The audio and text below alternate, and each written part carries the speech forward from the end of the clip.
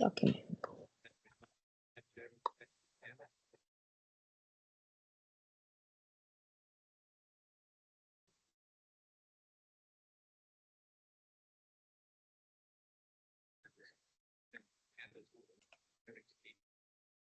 Somehow the agenda doesn't want to come up. Okay. Give me 1 second.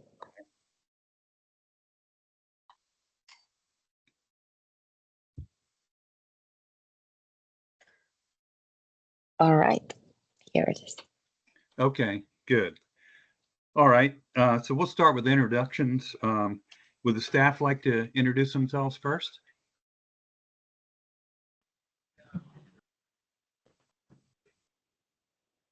Sure, I would like to start. This is Diana Isaza with Transit Bureau, and I pass it on to Robin. Good evening, everyone. I'm Robin McElhenney. I'm the Transit Capital Program Manager, and I'm going to pass it to Paul.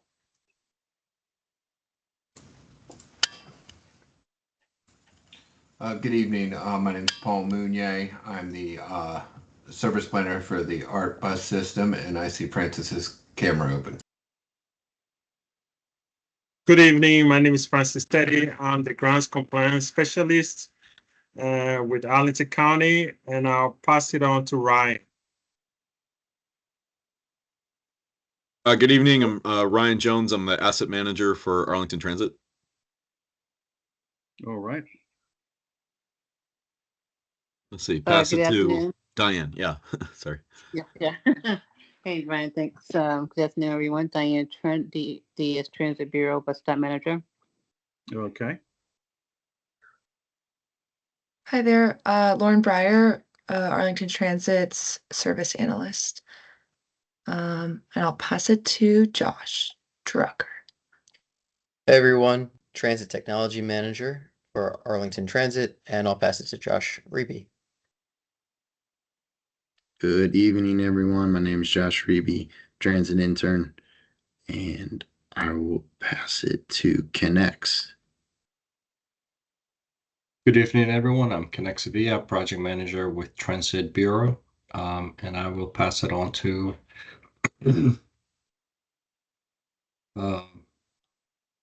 Kirk. Did he win already? I didn't go yet. Hey everyone, I'm Kirk Dand. I am Arlington County's WMATA Service Coordinator. And am I rounding that out? Rocco. Oh, Rocco. I turn it over to Rocco. Okay. Good evening, everyone. I'm Rocco Visconti. I am one of the planners for Arlington Transit. Okay, great. So is that all the staff? Okay, if so, my name's John Carton. I'm chair of the Transit Advisory Committee, and I'll pass it on to Jim Davenport. Thank you, John. I'm James Davenport. Sorry, my camera's not working for some reason. I'm James Davenport. I am the vice chair for the committee.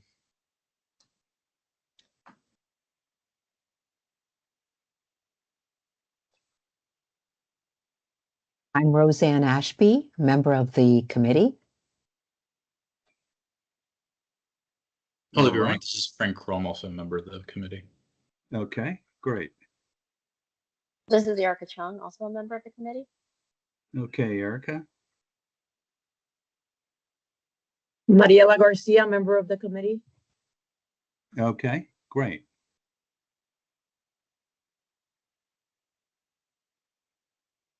Okay, is that all of the members? Oh, I guess that leaves me Sohail Hussain, also on the committee. I guess newly on the committee. Okay. Okay, great. Okay, so Diana, it looks like we have a quorum here. Yes. All right. So that's good. So we'll move on to public comment. Anybody here from the public with a comment?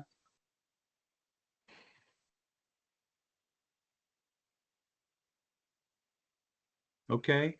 All right. Not hearing any. Let's go on to approval of the minutes. The January 14th meeting. We didn't have a quorum at the last meeting, so that's why we're carrying those over. So is there a motion to approve the January 14th meetings? So moved. Is there a second? Mariela Okay. seconds. Any discussion? All in favor, say aye. Aye. Okay. Second set of minutes to approve is from March 11th. Is there a motion to approve those? So moved. Okay. Is there a second? I second again. Any Mariela. discussion? If not, all in favor, say aye. Aye. Aye. Okay. All right, great. Okay, the next item here is the dates for the annual Transit Capital Projects Tour. In the past couple of years, just give you a little background here. In the past couple of years, we've done it a little bit later in July rather than the second week. I know I have a conflict with that second week. Last year, I think we did it the third or fourth week, as I recall, and I would recommend the third or fourth week. And what we can do is, Diana, is put out a poll to people and see for that third or fourth week of July, which dates work for people. And then we can select that date accordingly and get back to everybody. Is that agreeable to everyone? Yes, please. Okay. Yeah. Okay, we'll go ahead and do that. All right, next item here is the WMATA Better Bus Network update. And at this time, I'm going to turn the meeting over to James to run for a little while because I have a conflict a meeting that's going on exactly the same time, and I need to jump in there and say something. But Jim will keep us running on time. So Jim, I'll turn it over to you. I'll do my best, John. I don't know if I can be as efficient as you are. I got confidence in you. All right. So our next item is the WMATA Better Bus Network update.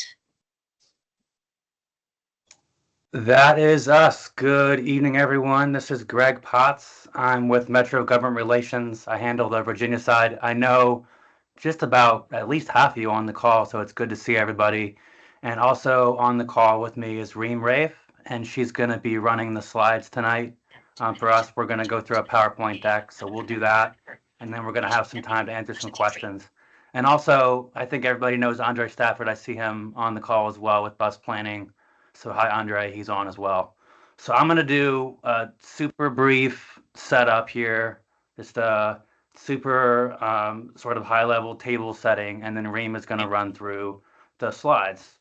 So I think everybody on this call, I assume you are, probably you are pretty familiar with Better Bus. It's been a 2+ year effort to engage with the public, and the Metro Board approved the network redesign in the fall of last year, so in November. So the network is already approved. And during the final phase of engagement, we received over 13,000 comments on the network. So we've received a lot of feedback on the actual network itself. And now what we're doing is implementation, right? So we're about 2 months away from that. And Reem's going to get into all the details on that. And this is the big thing, because this is actually, I'm told, is the largest network redesign to ever be undertaken at once in the country. So that's a pretty big effort there. And we're learning a lot from our peers, and we know that really good outreach is important for success. And so we're looking to you to help us. And we've already been working with Arlington a lot. I know Kirk's on the call. He's been super helpful, and everybody else in Arlington. I know Claudia Poors with communications. She's already, I think, shared some information about Better Bus through an email that went out to all, I think, Arlington residents. So that was really good. So there's already a lot of efforts in Arlington, of course, as well. So I will stop talking. That's my super high level overview. And I'm going to turn it over to Reem, who's going to run through some slides, and then we'll answer some questions. Thank you. Can everyone hear me okay? Yes, we can. Awesome, great. Hey, everyone, and thank you for the introduction, Greg. My name is Reem Rayef. I am on the government relations team. I'm a colleague of Greg's, and I'm really excited to join you today to talk about the Better Bus Network. I know many of you, as Greg acknowledged, are familiar with the Better Bus Network redesign and have probably heard a briefing very similar to this before. But I do want to back up a little bit and talk about what the Better Bus Network redesign is and why we're doing it before I really get into the implementation piece and how we're spreading the word. And then of course we'll do a Q&A. So what is the Better Bus Network redesign? As Greg mentioned, this is our first big overhaul of the Metro bus network in 50 years. The region has changed so much. Where people live and want to travel has changed so much since it was first established in the 70s that it was clear that it was appropriate that we review the network to make sure that it was actually meeting the needs of the region today. So the entire network is shifting to better meet the region's needs. As you can see on the left, we think that this, well, first of all, this is the first redesign in 50 years, and also it was revenue neutral. So we are providing better service for the same amount of money. We think the network better connects the region. We think it makes the bus more convenient to use. It specifically improves service on evenings and weekends. That was something that we heard from customers as a big need and desire. And it fills service gaps. We're providing service where we didn't provide it before. And we hope that the outcome is better service for our customers today. And on the right, you'll see the sign the bus flag that is starting to pop up at all of our bus stops across the region, indicating, hey, something big is happening. Your bus network is changing and your bus routes are changing. This change will go into effect on June 29th across the entire region. We are briefing you today because we really, really need your help getting the word out. Each of you has a role to play in helping increase awareness of the new network and the tools that are available to help customers figure out their new routes and the places they can reach out to get support. And we have 3 major messages for our customers that we'd love for you to help us echo. The first is that every single bus route is changing. Yes, even yours, even if you're in Virginia, even if you're in Maryland. No matter where you are, your bus route is changing in some way. Second is that we have the tools and resources to help everyone understand the new network. No matter how online you are or how technically savvy you are, our team has been working really hard to put together materials that are tailored to every type of customer and every type of need. And third, you do not need to learn the entire network all at once. Nobody needs to memorize the entire system ahead of June 29th. You just need to know what types of trips you're going to make on June 29th and on June 30th. So learn the network trip by trip, and that way it's not so overwhelming and it doesn't seem so disruptive.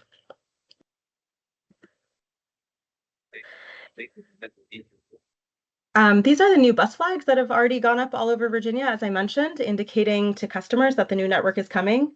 And when we say that the system is easier to use, the naming of the routes is a big part of that. We've made the names of the routes meaningful to customers so that when you look at the name of a route, you might have a better sense of what part of the region that bus is serving. And the way that works is that the character on the left indicates what region the bus primarily serves. Obviously, buses crossed into different regions, but the character on the left, the first letter of the route, will indicate where the bus route particularly serves. So relevant to this group, any route beginning with an A primarily serves Arlington and Alexandria, and any route beginning with an F primarily serves Falls Church and Fairfax.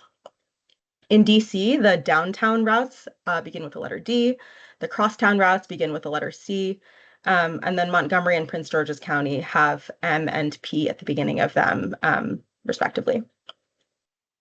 The second character will be consistent across corridors. So in DC, if you have a route that is or several routes that are on Connecticut Avenue, that second character will be the same, so that you know that if you're taking the D40, the D42 might also be an option for you because it has that 4 in between.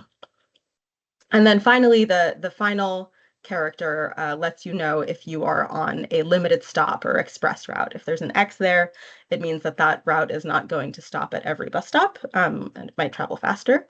But again, it is meant to indicate to customers something meaningful. So we hope that we know that this will take some time to learn, but we hope that in time customers will begin to learn to interpret the network through the route names. This network did not come out of thin air. Oh, I think someone is maybe unmuted, or are you trying to ask a question? Please, everybody mute their mics, please. Thank you. Except the speaker. This network did not come out of thin air. It was made possible by a really extensive public planning and engagement process. We spent nearly 6 months out of the last 2 years getting input and feedback on our ideas, showing customers their proposed routes and maps, and cataloging their concerns. Our planning team is not here, but I speak for them when I say that they're really proud that the existing network is a true reflection of those comments. I know that in 50% of the originally proposed routes have changed since we absorbed customer comments, which is a really, really big deal. Of course, as I mentioned, this redesign was revenue neutral. We added 7% more service without any additional funding, and that we expanded service in some places and reduced service in other places. So we couldn't put a bus route along every single corridor where people wanted it. We couldn't place a bus stop at every corner, but we think the new network is the best possible reflection of the feedback that we heard, given the resources that we had. And on this slide, you'll see some of the stakeholder outreach that we did around this time last year to get to this network. As of today, we have 47 days until launch day on June 29th, which is just under 7 weeks. And I want to spend some time talking about what that means for this kind of specific group of community leaders and transit advocates and transit experts. The network is baked, as Greg said. The board has voted on it, and we're not making any more significant changes. And so now we really need to begin a significant information campaign to let people know that the changes are coming, so they aren't taken by surprise when they go to make their trips on that first week of June or of July. And there are a few different ways that you can plug into that information campaign, both as customers and as leaders in your communities. At the simplest and kind of lowest lift, you can get smart on the new network. You can familiarize yourself with the resources that we have online so that when constituents and colleagues and neighbors come to you wondering what the hell is going on, you can answer those questions and direct them to further resources. And I'm going to spend quite a bit of time talking about what exactly those resources are. And second is that you can request materials if you have some kind of event or big meeting coming up and you want some physical materials to distribute. We would love to get those to you, and you can follow up with Greg or me to talk about how to do that. The third is that you can generate your own original social media content, newsletter content on the new network. We have put together a communications toolkit, which really sets you up with the language that you need to talk about the new network online. And in person, actually, there's talking points as well. So you can kind of become a mouthpiece for Metro and help us spread the word through your own channels. And fourth, in kind of the most involved way, you can become a better bus partner, or your organization can become a better bus partner. And this is a 4-month program that keeps you up to date with the latest and greatest of the Better Bus Network, and really involves you in this information campaign in kind of an ongoing and formal way. And I'll talk more about that in a little bit as well. But I just wanted to kind of share the spectrum of ways that you can plug in first before I dive into any of them. But I'll start at the top, the lowest lift on the spectrum, getting smart on the new network. There are a lot of digital tools, 2 slides worth, in fact, of resources that you can use to help you understand the new network and specifically what the new network means for your trips. The first one is the trip planner, where you enter your start and end location and see how the new network will get you there. And even if your route doesn't change that much, you'll be able to see the new name of the route. You can also use a route comparison tool where you plug in the route that you're used to taking, and it'll spit out what the name of your new route is and show you where that new route goes, because it might be a little different from your old one. We also have route profiles, again, that give you that map of where each of the routes goes kind of as an individual line, and it highlights points of interest along the route, such as transit centers and grocery stores, churches, and so on. And then finally, we have just published our neighborhood profiles, which give a neighborhood level map showing different routes that serve a given area, and comparing them again to the existing routes and giving specific detail about the changes that a specific community can expect to see. So we have neighborhood profiles for Alexandria West and Annandale and Falls Church, Crystal City, Pentagon City. All of them are there in kind of clusters, and those are on WMATA.com/betterbus. We also have full network maps for people who want to get a macro feel for the changes. You can see a full network map of all the service in Virginia or Maryland or DC. We have fact sheets that give kind of a timeline sense of what the project has looked like for the past few years.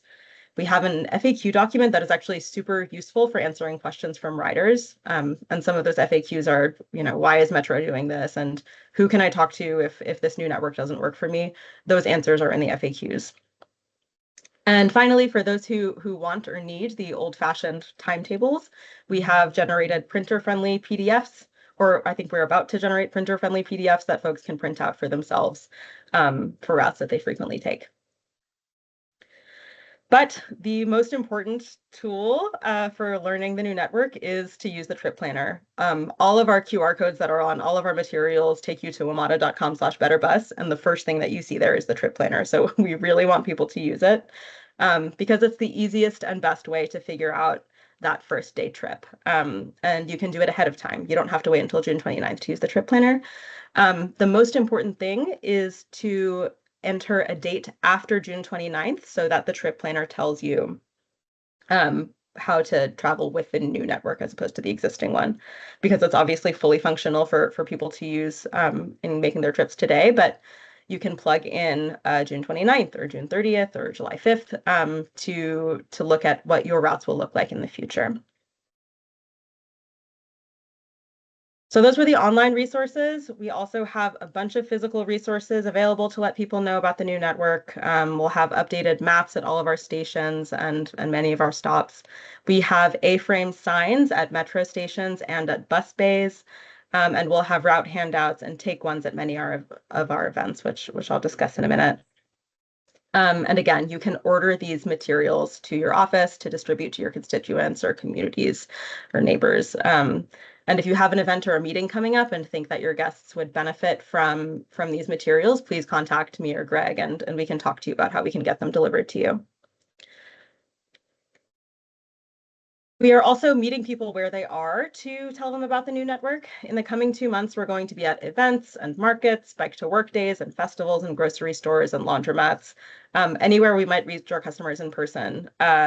You'll find this at these locations distributing our informational materials that you just saw on the previous slide, and talking to people about what's happening. So if you are promoting any of these events through your channels, please let your audience know that Metro will be there and they can talk to us about the new network at these events. And we've already had a lot of really great interaction at events like these. Our community relations team has been out in the world for the past few weeks. And so we're hoping to have much, much more as launch day approaches. I also want to highlight the kind of bolded and starred rows here. Our engagement in June and July is really going to ramp up to meet people in the system. So we're going to have folks stationed all around the system at bus stops and riding the buses themselves to let them know about the Better Bus Network changes. They're going to be in the system every single day. So if you ride the bus every day, chances are you're going to see someone from Metro talking about Better Bus on your bus at some point in June. The communications toolkit, again, how I mentioned, we'd love to get folks using their own words and generating their own original content to spread the word.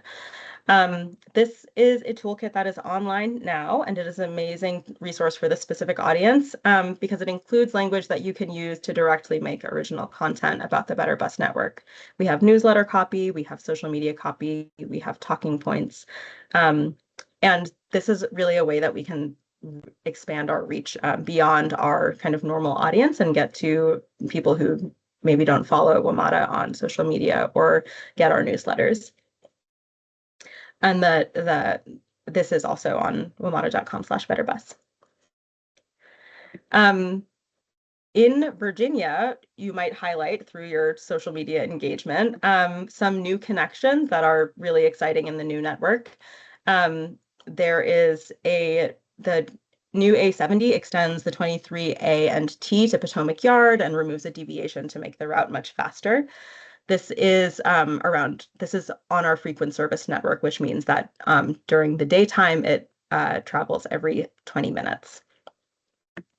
We also have the new A71, which extends the 22A along King Street to King Street Station and connects Ballston to King Street, sorry for that typo, via 4 Mile Run Drive and King Street.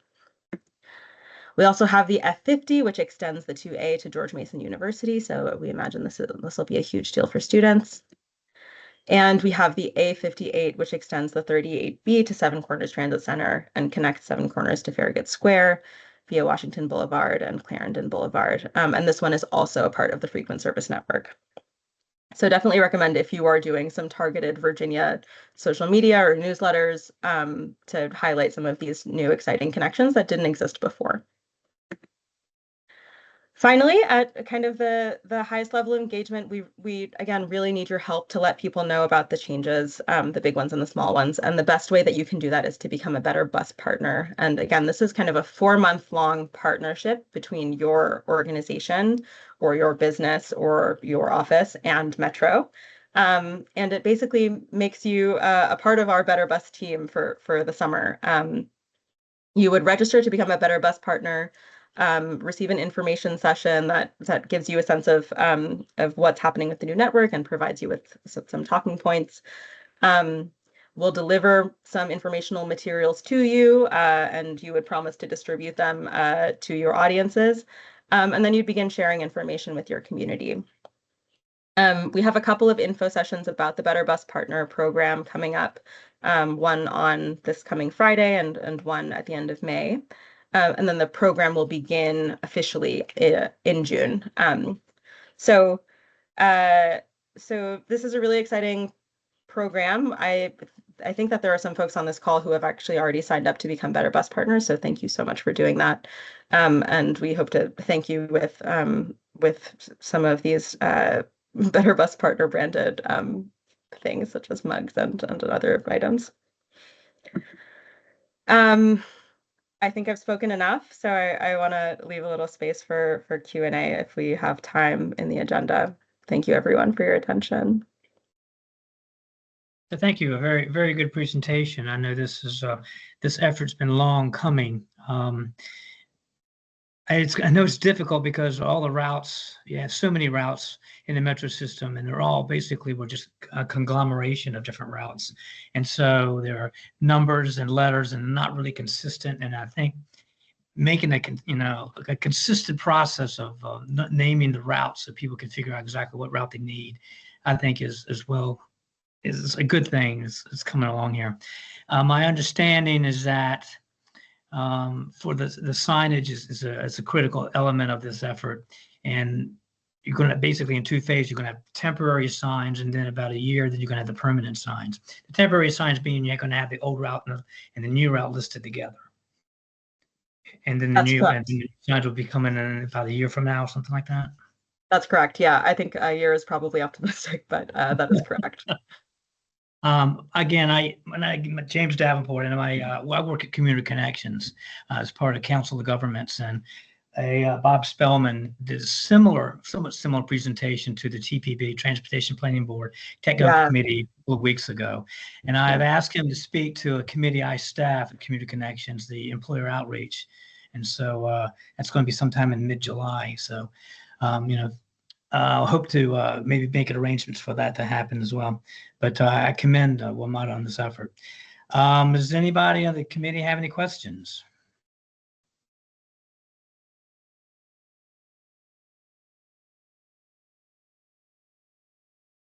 It was so thorough. There was no questions. Wow. Yeah, I'm surprised. This is Mariela. Hi, Greg. It's nice to see you, by the way.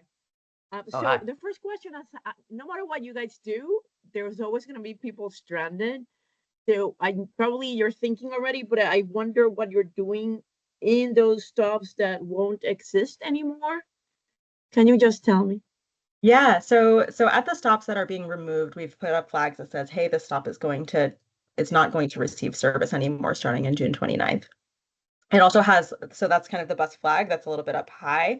And then there's going to be also a sign at eye level that provides kind of resources for more, where you can find more information and directs you to our website. In some cases, it means that the stop is actually just the next one down the street. In some cases, it means a stop is moved over a little bit, one to a different street entirely, and they need to go find it. And in some cases, we are just not providing service to that area anymore. For those folks are obviously, we have heard from some folks who are just losing service entirely. And to them, I think the communication is, yes, this is hard, and we're sorry that this is frustrating. We are always reevaluating the new network. We're always reevaluating our bus network, period. Every year we are ingesting comments from customers and making changes where needed and where we have the resources to. And so if somebody is like, hey, like I hear that this is better for the region in general, but it's not better for me and I need to talk to someone about it, they can call 202 GO Metro and let us know. They can also go to wamata.com/custhelp, I think.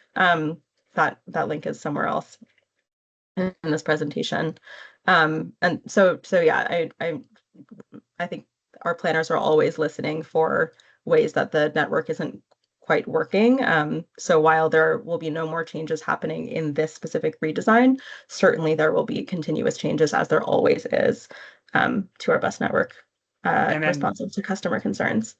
Something else to mention just on top of that is that just to double down on the trip planner, because if you do go on that trip planner and you figure out your new trip with the new network, there might be something that you didn't realize, or maybe there's local service that you missed, or because everybody's trip is super specific, right? So if somebody's concerned about losing a stop, maybe they don't know about a new route that's not that far away. So that's a really good I think that's a really good thing to do. And it might be taking away something, but they could figure out, something different. And so I think planning is really important. So it's a really good tool to use.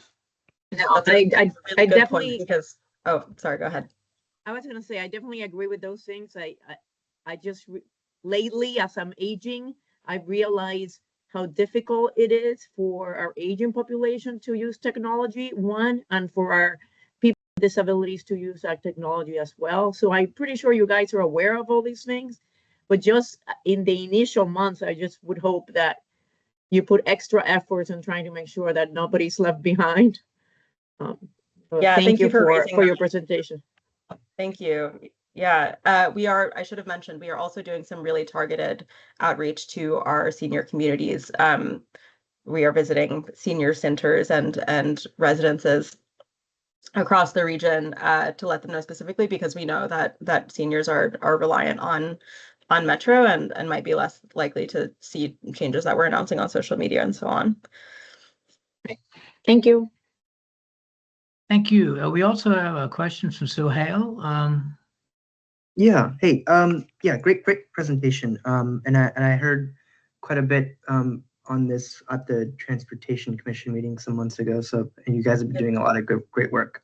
My question is, so, and this is kind of related to the bus stops getting eliminated, because it seems like there'll be some places where WMATA's bus stop is going to be gone, but like, for example, maybe Arlington Transit might still serve that space. So I wonder if you could maybe speak to, or if you guys have thought about like how you guys are working with the local jurisdictions, bus systems like Arlington Transit, Fairfax County Connector, et cetera.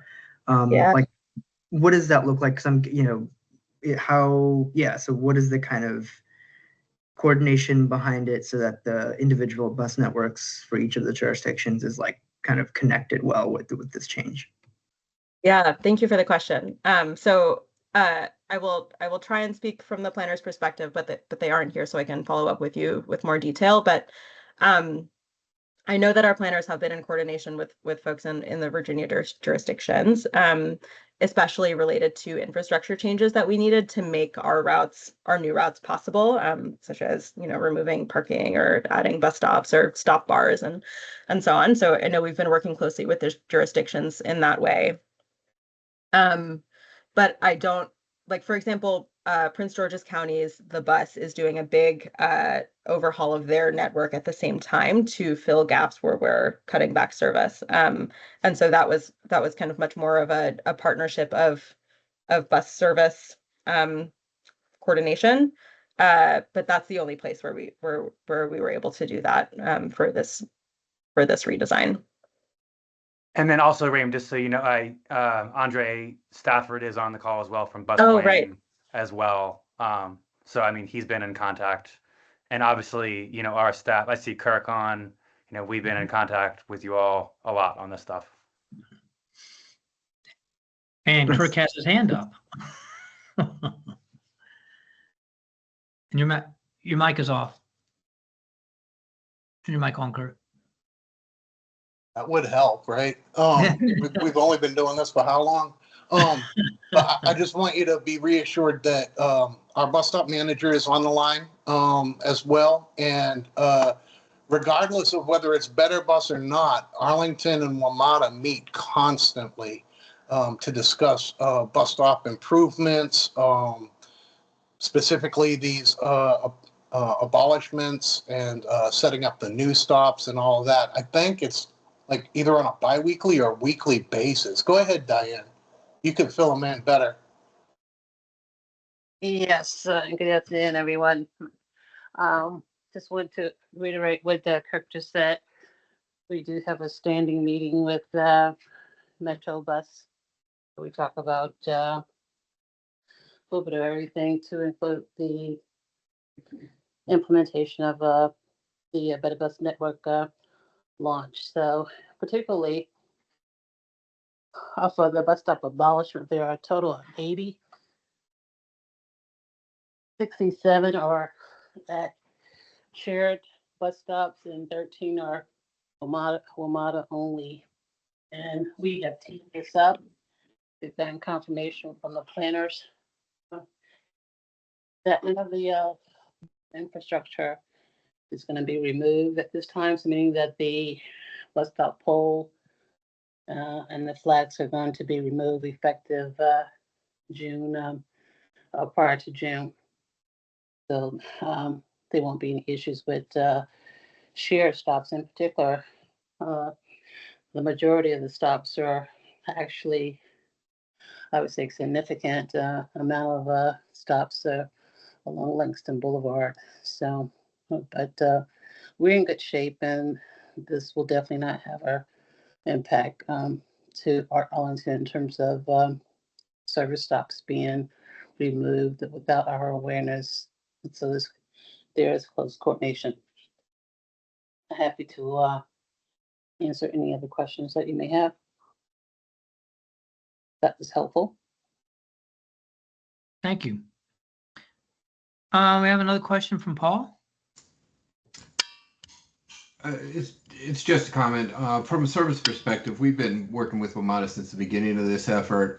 For example, the new A71, which is the old 22B, I've coordinated with Andre to make sure that the frequencies and the headways combine to have a 15-minute frequency in Arlington. So that means we have a 30-minute service, they have a 30-minute service, and we've coordinated arrivals and departures so that you have a 15-minute frequency along that corridor. So this is not something that WMATA has done in a vacuum at all. We have all been involved for over a year at this point, from a service perspective, from an infrastructure perspective, and everything in between.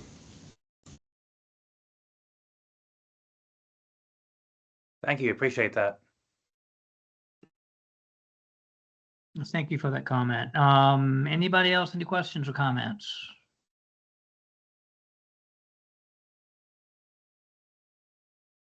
All right. Well, thank you very much for the presentation. I think it was very comprehensive, and I think we all learned a lot. All right, the next item is the upcoming Thanks, art everyone. service. Yes. Thank you, Greg. Appreciate that. I was just saying, thank you. Have a good night, everybody. Thank you. Good night. Good night. What's the date for the annual Transit Capital Projects Tour? What's the date for the annual Transit Capital Projects Tour? We will be, we discussed this in the beginning of the meeting, Harvey, and. Yeah, I got in just as you finished that, so what did you discuss? What we're gonna do is we're gonna send out we're gonna poll the committee for the last Tuesday, the last 2 weeks in July. Okay. So staff will send out a poll to the members. Okay, and then the only other question is, what are the updates to the rail related to the Better Bus Network? What rail updates are there being considered by WMATA? The Better Bus focuses on, well, Kirk, you want to address that? Yeah, so like he was about to say, the Better Bus Network redesign is only about bus. The rail is not affected by it, so there is no changes to the rail right now. There's changes based on the budget, which has like the Green Line being extended and stuff over in Maryland, but nothing in Virginia really. There's Silver Line turnbacks to increase frequency. Repeat that, Silver Line? Turnbacks. I recommend going to WMATA.com/budget, and it's laid out in the budget book. Okay, and just you can put that on the agenda for the next meeting. Thank you. Thank you. Okay, the next item, upcoming art service changes. Chair Carton, Vice Chair Davenport, and members of the committee, good evening. Clinton Edwards Trent.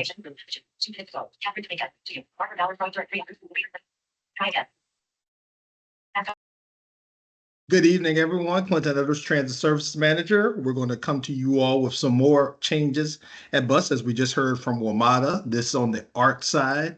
And then, Vice Chair Davenport, if you don't mind, we will roll right into our star update as we have one contiguous presentation. So I will turn it over. Okay. No problem. I'll turn it over to the ops team so we can go ahead and give the presentation. We're tag teaming this between myself, Paul Monnier, Rocco Visconti, and Lauren Breyer this evening. So I will pass the microphone over to Paul. Do we, Diana, do we have to share our own presentation, or, because I have it up right now, if you want me to share it, Paul? However you feel more comfortable, if you would like to share it. Yeah, let me see. Does this work if I do this? Can everyone see that? Yes. Yes. Yes. Okay. I'll hand it off to Paul to begin, and just let me know when to change slides. Okay. Yeah, there is just one change that we're going to be working on coming up in at the turn of the fiscal year. As you're aware, that the budget has been very difficult this year, and we were asked to make some reductions in service to help with the budget. While this is always difficult to do, we have we have to work within the resources that we've provided. So the service changes that have been recommended and then were accepted with the budget is a decrease in service on the 43. Essentially, the 43 has a 10-minute headway during the peak periods currently, and a 20-minute all-day frequency. What we are going to be doing is reducing the frequency in the morning and the evening rush hours to 20 minutes. So the 43 will go from a 10-minute peak in the morning and a 10-minute peak in the afternoon headway to 20 minutes all day. This will affect riders of VRE. Previously, with the 10-minute frequencies, we were able to meet most of, if not all of the VRE trips have very short wait once you got off VRE to continue your trip along in the morning, or a very quick trip after you get off the train to get on the 43 and take your trip in the evening. The reason we picked the 43, it is one of our, it is a relatively successful route, probably a little over, relatively middle and maybe a little bit higher than that in terms of productivity numbers. But because this has the highest frequency of any of the routes in the service, and we did not want to take routes away and completely live transit deserts in the county, we thought it would be best to reduce some of the service on the 43. Along with those changes, we have two other routes that we are working on. The Route 72 and Route 52, we are making on-time performance adjustments. And what this is we are looking at the schedule, looking at the timings, and adjusting that schedule to hopefully improve on-time performance. We have done this with some other routes and have had some success by doing this. These changes don't require additional resources or funding. What it is just an adjustment to the schedule to put, maybe more time between certain bus stops or take time away from between other bus stops to keep the routes on time better. So these two changes that we're talking about will not affect the budget. They're budget neutral, but they will have impact on the customer as we expect to see improved on-time performance. And then I believe that Lauren will take over and talk about some of the metrics for the service.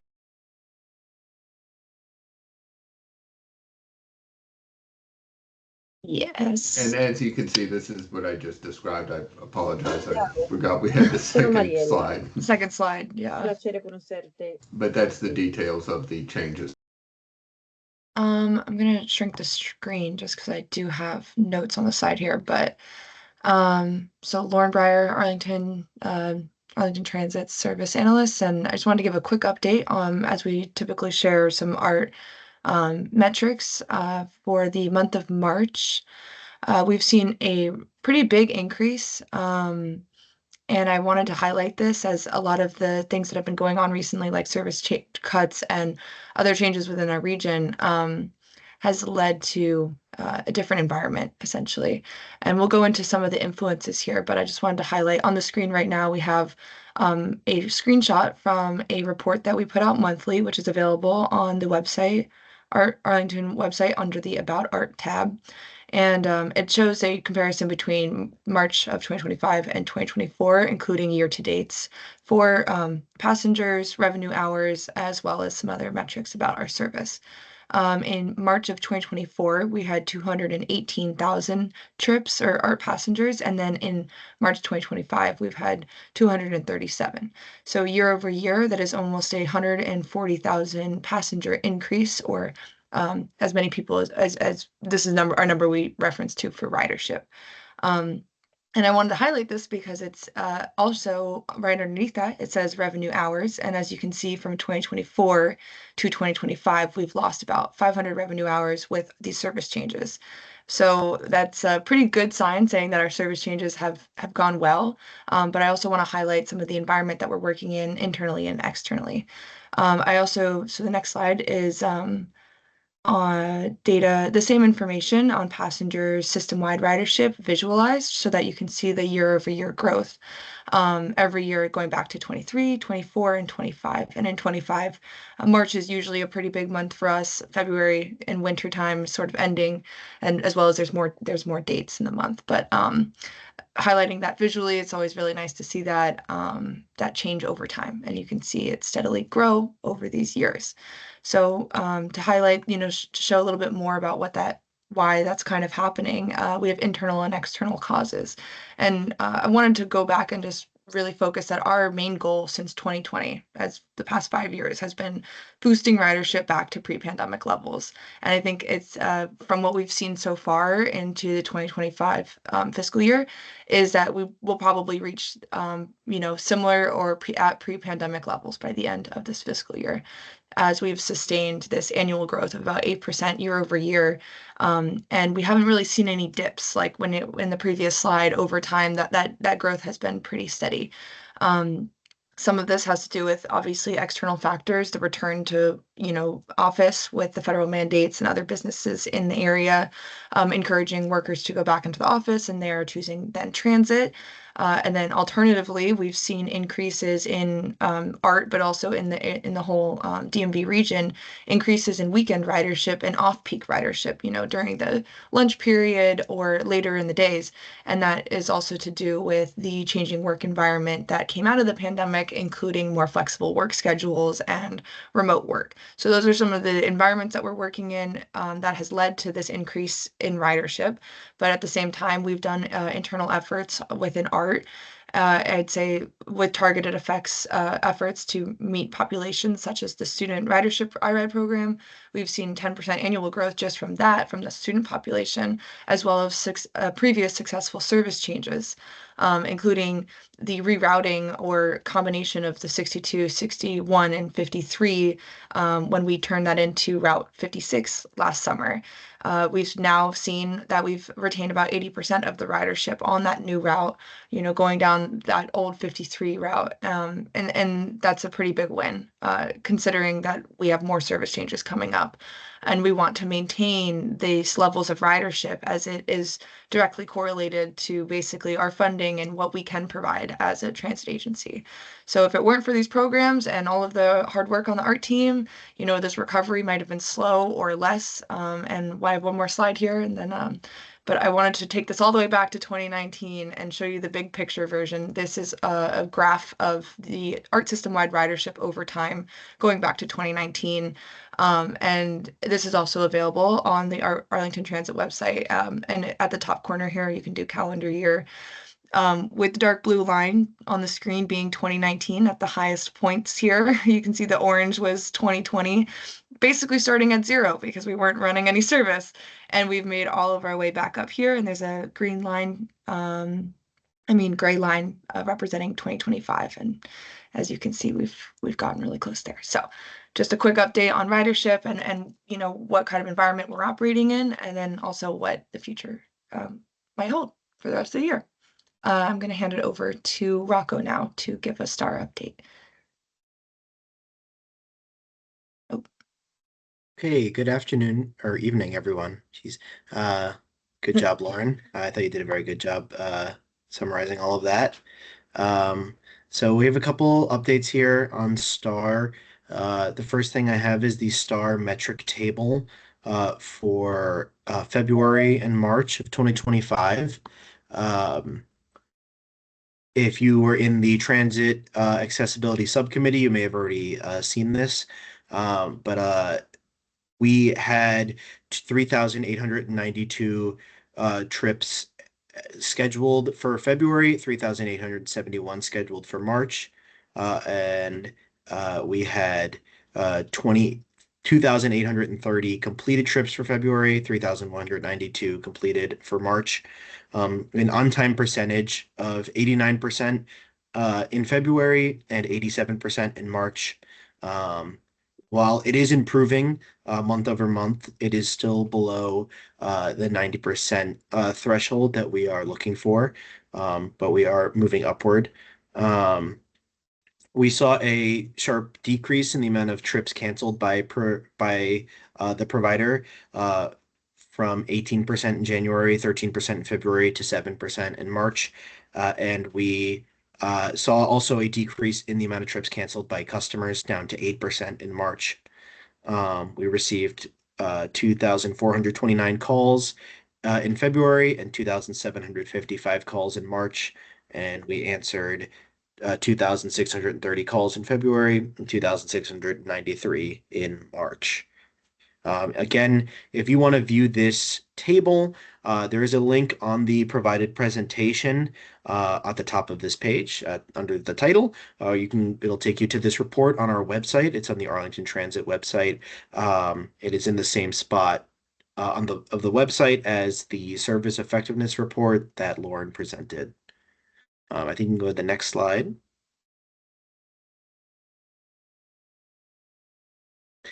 And then I also wanted to provide an update to the committee on our biggest upcoming update to STAR being the introduction of an application developed by the Spare Corporation. We're basically implementing a new application that will allow for riders to track their rides, make reservations 24/7, leave feedback, and have payment with credit and debit cards. This application will look very similar to Uber or Lyft in terms of scheduling rides and tracking the trips via GPS on the tablets of the vehicles.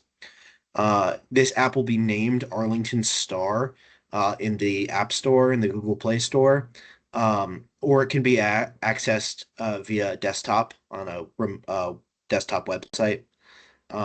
We'll be doing a whole public rollout campaign with the Star Call Center informing riders when the app is available to download, and making sure that those at the call center and the providers of the Star service are informing riders that this app is available for download.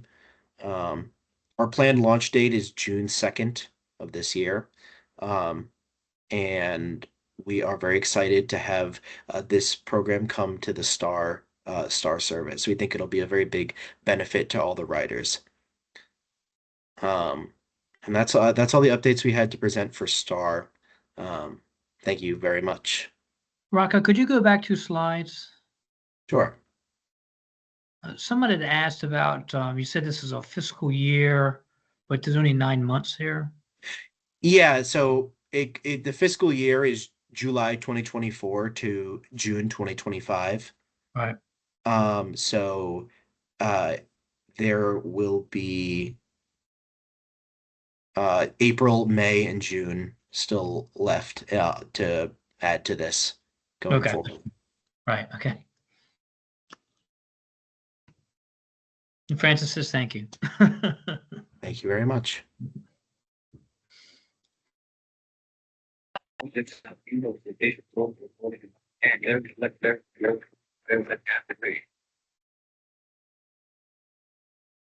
Yeah, Erica. Hey guys, I have a question that's I guess more for Paul and Lauren. So Lauren, as you know, I live on the Art 75 line, and I guess there have been some issues because Carlin Springs really backed up in the mornings, especially for the like peak demand time or between 7 and 8. And so I'm just wondering, what is the process to request for the like times to be adjusted in the schedule? It's like worse and worse with the return to on-site mandate for federal employees. So I mean, I had heard a lot of neighbors complaining about that. Like people don't even want to use it anymore. And Art 75 is the only art route that goes through Beaumont. Erica, could you email us that information just to provide us kind of to describe the process a little bit as we're doing these on-time performance routes and looking at the run times? We go out and we do analysis using some of our software tools, and we actually take a bus out and do these run times to compare what's currently in the system to the existing conditions versus what actually is happening in the field right now. So for instance, we made changes on the 45 in January because of the conditions on Columbia Pike, because of that ongoing construction. We're making other adjustments on the 42. We're doing some internal things just for the service at the Pentagon. And we'll continue looking at this route by route so we can continue to make these adjustments. So if you could just send that directly to, I don't know if you have Paul's email or if you send it directly to Diane, Diana, she can get it over to us because we're going one route at a time. I think we haven't determined what our next set of routes are, but we analyze those run times by periods of the day, AM early from 6 to 9, midday from 9 to 3, PM peak from 3 to 7, and then evening from 7 to P. So we do it by time band so that we can adjust the running time. Like you said, in the morning, you might need 12 minutes, but in the middle of the day, you might need 8. So we're going to that level of specificity on every route, on every segment to improve the run times. Okay, thank you. I appreciate that. Is that because you guys have also noticed traffic's getting worse and worse? Yes, and we're doing that. And then, of course, with the administration's return to office mandates, the traffic patterns are changing drastically within Arlington County. So we have to just continue to be responsive as we can. Of course, we would like to do that things more frequently and be more responsive. So we put strategic spares in the system to be able to get buses back on schedule. But we're looking at doing that every time we do a schedule change. Okay, thanks. And just to follow up on that, we did make some changes to the 75. The 75 has been one of the fastest growing routes, and particularly because of the students that use that bus to go to Kenmore. I do think that, I personally just have seen the increase in traffic since the return to work. And we did do these changes fairly recently, but before that return to work. The 75 actually does need additional resources. We would like to get that frequency down from that half hour to 20 minutes all day. That is something we're looking at. I do want to say that we do want you to please provide us anything, and not just the 75, anywhere you're seeing problems in the system in particular, but it takes about 3 to 4 months to make a service change. We need to do the analysis, and then there's a lot of things that go on in the back, behind the scenes, in the black box behind the curtain with the wizard, so to speak. Training operators, changing work assignments, working with the union, things like that. So I am absolutely painfully aware the 75 is one of my favorite routes, and I do want to give it some love. So going through the comments that we get, the customer comments, we do receive those. If you put in a comment in there, obviously because you're here and with the TAC, more access, direct access to us. So Diana, myself, or Clinton, you could speak to directly, but I just want you to be aware that I'm aware, and I am very eager to make those improvements. And thank you, guys. One last thing. In the meantime, I recommend using if they're still if it's someone that if they're still running on the scheduling and if we're having these issues, to use real-time arrival apps like Transit or Google Maps. Sometimes they have more accurate data if the bus is running off of schedule, that you can then hopefully better time your trip, in theory. Yeah, no, I think the Kenmore traffic is just so bad that it thinks it's a minute away, but it's in reality 5 to 10. Yeah, so folks are, especially on a day like today when it's pouring, people are getting frustrated. So, but thank you. I really appreciate you guys sharing, all that goes into making such changes. Yeah, and we appreciate these comments too, because as much as we want to work towards this system, we can't be at every stop, every hour of the day, and it takes the community communicating to us what's working and not working for us to make the changes that they want to see. Okay, we have one more question. So how do you have another question for us? Yeah, less of a question, more of a comment. I use the 56 almost every day, every other day. So I think that service change has been really helpful. Using it, especially in the afternoons from Roslyn, it's a very valuable route. So I'm very happy with the 56 route so far. So you guys have been doing a great job with that. Honestly, I know budget's tight, but if it was available all day, that would be amazing. But what we have so far, and especially in the mornings and evenings, is very, very helpful. So thank you very much on that. It's been great. All right, thank you. Any more comments or questions?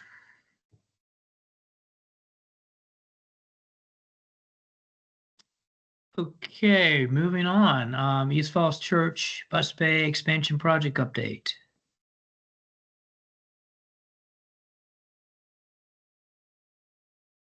Good evening, again, everyone. This connects. Diana, do you want me to share the presentation or will you be sharing it?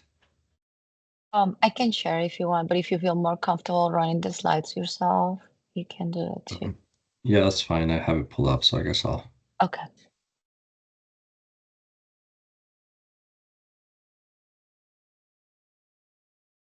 Can everyone see the presentation?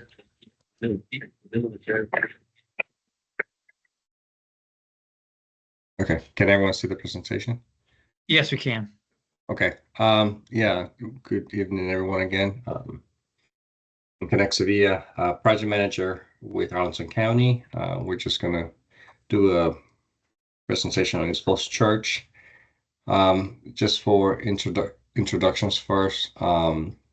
Like I said, I'm the PM for the project for the Transit Bureau. On the call is also Robin McLehaney, who's the program manager.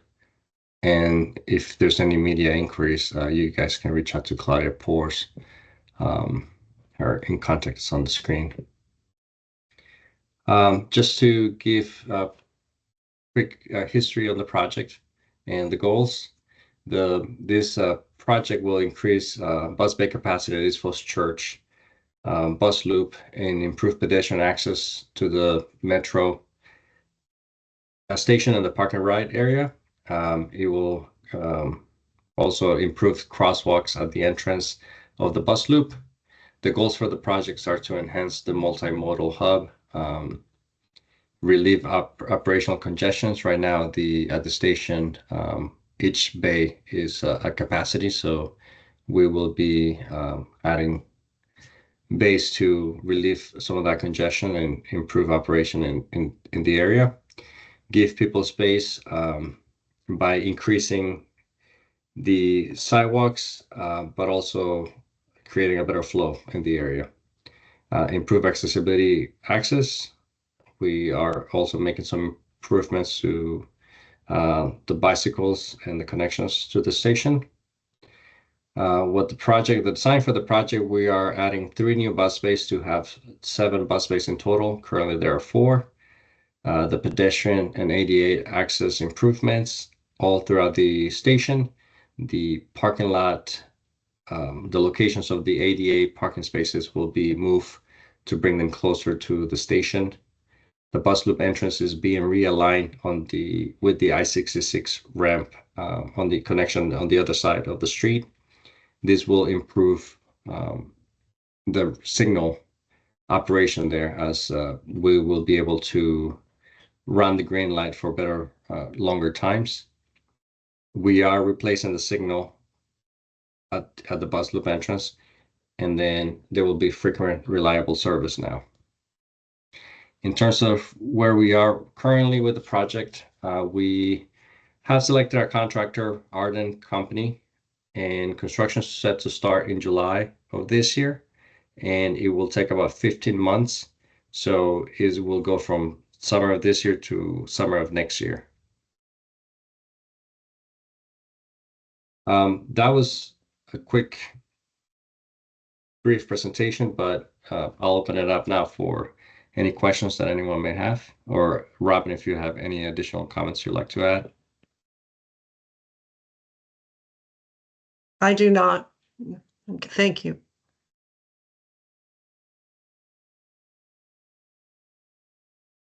Okay, James, you have a question? Yes, and I put it in the chat, but I'll just say it, I guess. Okay. Currently, there are only 2 handicap spots in the park and ride. Are you planning to add more? They're desperately needed. Yes, if you look at the screen, currently I think what you're referring to is actually on the Washington Boulevard entrance to the parking lot. We are actually relocating the ADA parking spaces to, I don't know if you're able to see my cursor, but it will be close. Yep. Yeah, it will be close to the entrance to the parking lot on North Sycamore Street. And as you can see, we are adding several parking spaces for ADA. Great. And are those inside or outside the gate? These are inside the gate. So the The entrance problem is, with those spots is lots of disabled people like myself can't reach the gate to put a credit card or ID or anything through the gates, and that's why the kiss and ride spots are convenient.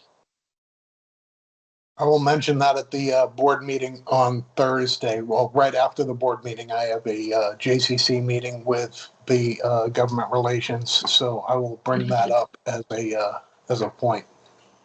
And you're welcome to pull me in if I can help explain that. Thank you. thank you for bringing that up. Thank you. Anybody else with any questions? And next, thank you. It's short and sweet. Thank you.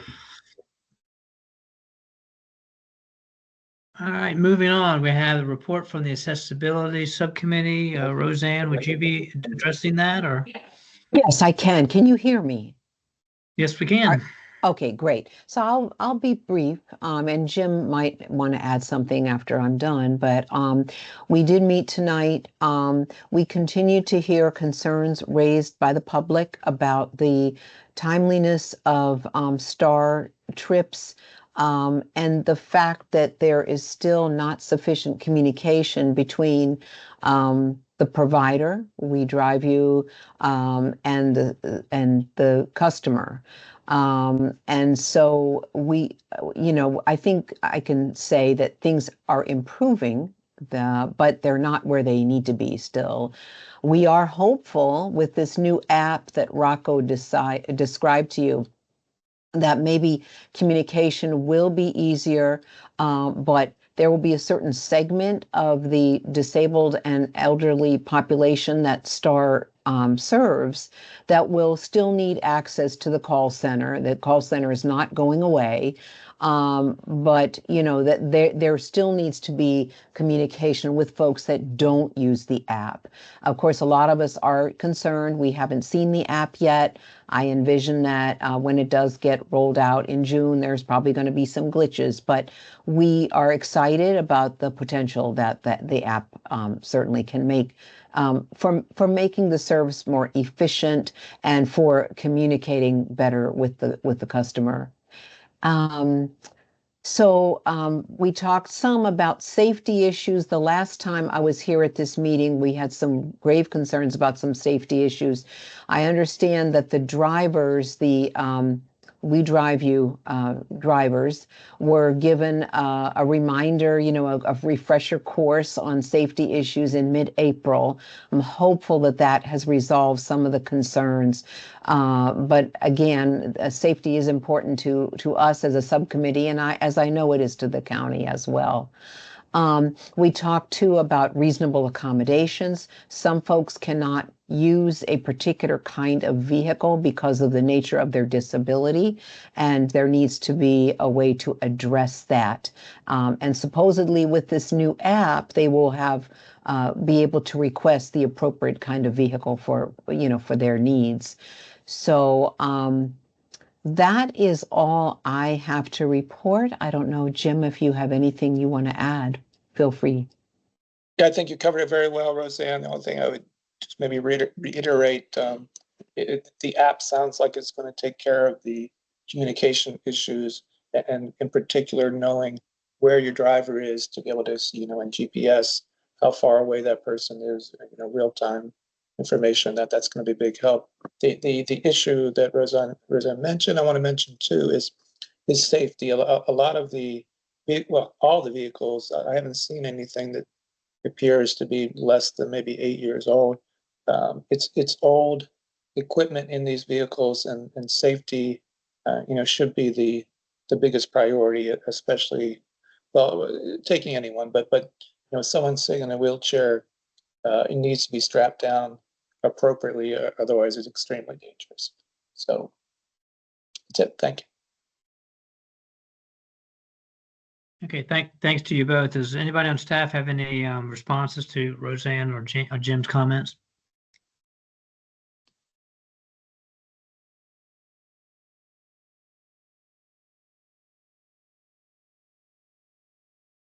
Alrighty.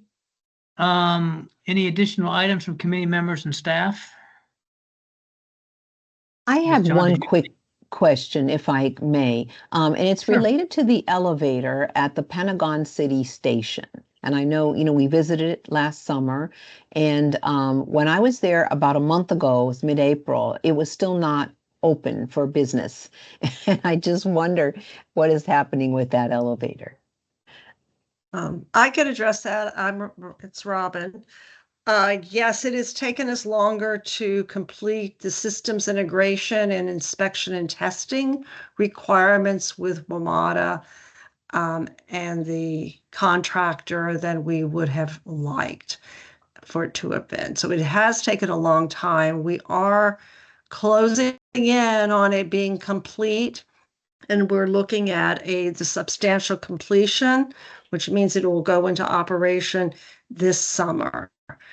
I hesitate to give you a specific date because we give dates and then, with this nature of this project, we sometimes have a hard time meeting it with this particular project, but we are targeting early to mid-summer. Good. Yeah. Good. I think it'll be a big improvement, so thank you. Absolutely. Okay. Thank you for your Robin. patience. All right, anybody else have anything to say, additional items? John, did you ever make it back? I guess not. I guess he's representing us well then. All right, if there are no other questions or comments, I adjourn the meeting at 8:18. Thank you, everybody. Thank you. Good Yeah. night. Thank you. Thanks all. Take care. Thank Bye-bye. you. Thank you, Have a good everyone. Have a good evening. night.